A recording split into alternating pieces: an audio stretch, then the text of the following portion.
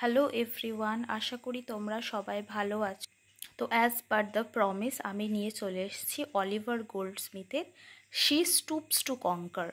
তো এটা একটা ড্রামা, যে ড্রামাটা তোমাদের সিলেবাসে আছে, এসএলএসটিতে আছে এবং নেটের জন্য খুবই ইম্পর্টেন্ট। তো এটা আমি ফার্স্ট স্টার্ট করলাম কারণ আমার মনে হলো এটা খুবই ইম্পর্টেন্ট এবং এটা ডিটেলসে পড়াটা খুবই জরুরি। চলো দেরি না করে স্টার্ট করি। তো প্রথমে তোমাদেরকে অলিভার গোল্ডস্মিথের সম্বন্ধে একটু বলে দিই। অলিভার গোল্ডস্মিথ 1728 টু 1774, মানে এই ফেজটা হচ্ছে transitional phase of English literature. From কোথা থেকে? ফ্রম নিও ক্লাসিক্যাল থেকে রোম্যান্টিকের মাঝখানে যে ট্রানজিশনাল বা নিও মানে প্রি রোম্যান্টিক যে এরা, সেটাতে বিলং করছে অলিভার গোল্ডস্মিথ। ইনি একজন আইরিশ রাইটার এবং ইনি best known for his comedies. Okay, তো citizen of the world, good natured man, she stoops to conquer, এরকম আরও অনেক রাইটিং এবং পোয়েম বোথ তিনি লিখেছেন। তো এবার প্লটে চলে যায়। এটা হলো একটা 5 অ্যাক্টস ড্রামা। ওকে, তো এটা ওপেন হয়েছে একটা প্রলগ দিয়ে। সেই প্রলগে সবাই মোর্ন করছিল এবং বলছিল যে এটা একটা মকিশ প্লে, ভালো না। তো এবার চলে যাই প্লটে, গল্পতে। তো মিস্টার হার্ডকাসল ও মিসেস হার্ডকাসল, এনারা হচ্ছেন হাজব্যান্ড ওয়াইফ। ওকে, তো হার্ডকাসলের একটা ছেলে একটা মেয়ে হচ্ছে কেট হার্ডকাসল, যেটা হচ্ছে মিস্টার আর মিসেস হার্ডকাসলেরই মেয়ে। আর টনি লাম্পকিন হচ্ছে মিসেস হার্ডকাসলের ছেলে, বিকজ মিসেস হার্ডকাসলের আগে একবার বিয়ে হয়েছিল। তো বর মারা যায়, বড় ওনাকে ছেড়ে দেয়, তারপর উনি মিস্টার হার্ডকাসলকে বিয়ে করেন। তো সেই সূত্রে টনি লাম্পকিন তাদের ছেলে। তো এবার কেট হার্ডকাসল হচ্ছে একটা এলিজিবল ব্যাচেলর, বিবাহযোগ্য একটা নারী। তো তার জন্য এখন ছেলে দেখতে আসবে মার্লো। মার্লো, এখানে মার্লোর নামটা দেখতে পাচ্ছ। তো মার্লো হচ্ছে ফ্রেন্ড, হচ্ছে মিস্টার হার্ডকাসলের ফ্রেন্ডের ছেলে। তো সে দেখতে আসবে আর তার বন্ধু হ্যাস্টিংসকেও সঙ্গে নিয়ে আসবে। এবং হার্ডকাসলের বাড়িতে মিসেস হার্ডকাসলের একটা নিস থাকে যার নাম কনস্ট্যান্স নেভিল। তো সে একজন ভালো মেয়ে। তো মিসেস হার্ডকাসল চায় কনস্ট্যান্সের সাথে টনি লাম্পকিনের যাতে বিয়ে হয়, কিন্তু কনস্ট্যান্স এটা চায় না আর টনি লাম্পকিনও চায় না। মিসেস হার্ডকাসল কেন চায়? কারণ মিসেস হার্ডকাসলের কাছে কনস্ট্যান্সের কিছু সোনা আছে, আর মিসেস হার্ডকাসল সেটা তখন তাকে দিতে পারবে যখন তার বিবাহ হবে। তো মিসেস হার্ডকাসল, এটা যেহেতু খুব এক্সপেন্সিভ সোনা, মিসেস হার্ডকাসল চায় যে সেই সোনাটা যাতে তার ফ্যামিলিতে থাকে এবং তার কাছে থাকে, তার জন্য টনি লাম্পকিনকে বিয়ে করতে। আর টনি লাম্পকিন হচ্ছে এমন একটা ক্যারেক্টার, ফপিশ, টাকা ওড়ায়, এনজয় করে, ড্রিঙ্ক করে, এরকম এক টাইপের একটা ক্যারেক্টার। ওকে, তো অ্যাক্ট 1 এভাবে শেষ হয়। তো মার্লো এবং হ্যাস্টিংস আসে রাস্তা খোঁজে এবং টনি লাম্পকিনকে জিজ্ঞাসা করে যে মিস্টার হার্ডকাসলের বাড়ি কোথায়। টনি লাম্পকিন তো এমনিতেই একটু বদমাইশ টাইপের আর একটু মানে মজা করে, নটি টাইপের। তো ও ভাবলো যে ওদেরকে মিসগাইড করে দিই। তো মিসগাইড করার জন্য ও বলল যে এদিকে মিস্টার হার্ডকাসলের বাড়ি না, আর এখন যেহেতু অনেক রাত হয়ে গেছে তাই তোমরা আমাদের এখানে একটা পাব আছে, পাবের মতো একটা জায়গা আছে, ওখানে তোমরা মানে রাতটা রেস্ট নিতে পারো, কালকে মিস্টার হার্ডকাসলের বাড়ি চলে যেও। তো ওরা সেই ভেবে, মানে টনি লাম্পকিন সেই ভেবে ওদেরকে মিস্টার হার্ডকাসলের বাড়িটা দেখিয়ে দিল। আর মিস্টার হার্ডকাসলের বাড়িটা একটু ইন পাব টাইপের। তো ওরা ভাবলো পাব। তো ওরা গিয়ে মিস্টার হার্ডকাসলের সাথে মিসবিহেভ করতে লাগলো, বিশেষ করে মারলো, মিসবিহেভ করলো এবং বুঝতেই পারলো না। আর কেট হার্ডকাসল খুব সিম্পল ধরনের ড্রেস আপ করতো, লাইক আ বারমেড। তো ওকে ভাবলো একটা বারমেড, তো সেইভাবে ট্রিট করতে লাগলো। আর মিস্টার হার্ডকাসলকেও খুবই মানে লাইক আ বার ম্যানেজার, মানে নিজেকে একটু আপার দেখিয়ে তাকে একটু লোয়ার দেখিয়ে সেইভাবে বিহেভ করতে লাগলো। তো এখানে মিস্টার হার্ডকাসল খুবই ক্ষুব্ধ হলো, ভাবলো মারলো আমার বন্ধুর ছেলে যাকে আমি বিয়ের জন্য ইনভাইট করেছি, সে এইভাবে কেন ট্রিট করছে।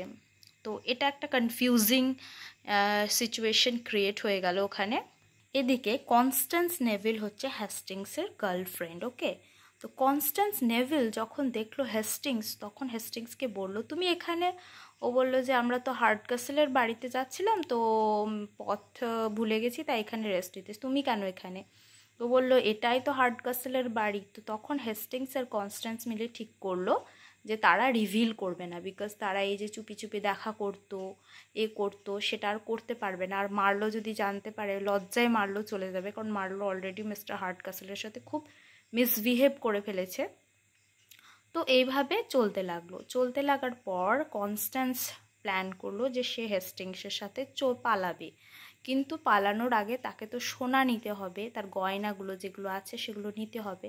তো টনি লাম্পকিনকে সে বলল যে সে যেন তাকে হেল্প করে, এবং যেহেতু টনি লাম্পকিন বিয়েতে ইচ্ছুক নয়, তাই সে যেন হেল্প করে যে হেস্টিংসের সাথে সে পালাবে, তাই সোনাগুলো যেন তাকে দেওয়ার ব্যবস্থা করে। তো as per the plan Tony সেই সোনাগুলো দিল, আর কনস্ট্যান্স দিল হেস্টিংসের হাতে। তো হেস্টিংস কী করলো, সে আবার ভাবলো এখন আমি কি করব, মার্লোকে দিয়ে দিল। মার্লো আবার মিসেস হার্ড ক্যাসেলকে দিয়ে দিল সেটা রাখার জন্য। তো এইভাবে ঘুরিয়ে সেই হার্ড ক্যাসেলের কাছে চলে এলো সোনাটা। আর কেট হার্ড ক্যাসেল এদিকে মার্লোর সাথে একটা ভালো সম্পর্ক ডেভেলপ করছিল, কারণ কেট হার্ড ক্যাসেল খুবই সাধারণ রূপের ছিল এবং লাইক আ বারমেড। তো মিস্টার মার্লোর একটা স্বভাব আছে যে ও সাধারণ মানুষদেরকে একটু বেশি পছন্দ করে, যারা খুবই অর্ডিনারি, খুবই সিম্পল আর একটু লোয়ার, তাদের সাথে বেশি ভালো কথা বলতে পারে। তো ও কেট হার্ড ক্যাসেলের সাথে খুব ভালো বন্ধুত্ব হয়ে গেল, একে অপরের প্রতি লাইকিং তৈরি হয়ে গেল। কিন্তু ও বলতে পারছিল না, কারণ যেহেতু ওর বাবা চায় না যে একটা সাধারণ বারমেডকে বিয়ে করবে, এটা তো একদমই আনএক্সপেক্টেড, তাই ও মুখ ফুটে সেটা কিছু বলতে পারছিল না। আর এদিকে মিস্টার হার্ড ক্যাসেল তো মার্লোর সম্বন্ধে খুব খারাপ ধারণা করেছে, কিন্তু কেট হার্ড ক্যাসেল বোঝালো যে না, মার্লো ভালো, কিন্তু হয়তো মিসবিহেভ করে ফেলেছে, তো একটা চান্স দেওয়া উচিত, আমি প্রুভ করে দেবো যে না, মার্লো একজন ভালো ছেলে। তো এইভাবে চলতে লাগলো। এদিকে কনস্ট্যান্স, নেভিল আর হেস্টিংসও প্ল্যান করলো তারা চলে যাবে, আর টনি লাম্পকিন এদিকে নিজের খারাপ অভ্যাসের মধ্যেই ব্যস্ত। কিন্তু finally mister Hardcastle Tony লাম্পকিনকে বলে দিল যে তোমার 18 বছর বয়স হয়ে গেছে এবং তুমি তোমার নিজের ডিসিশন নিতে পারো। মিসেস হার্ড ক্যাসেল কী করেছিল, টনি লাম্পকিনকে বলেনি যে তার 18 বছর বয়স হয়ে গেছে, তার তার নিজের ডিসিশন সে নিতে পারে।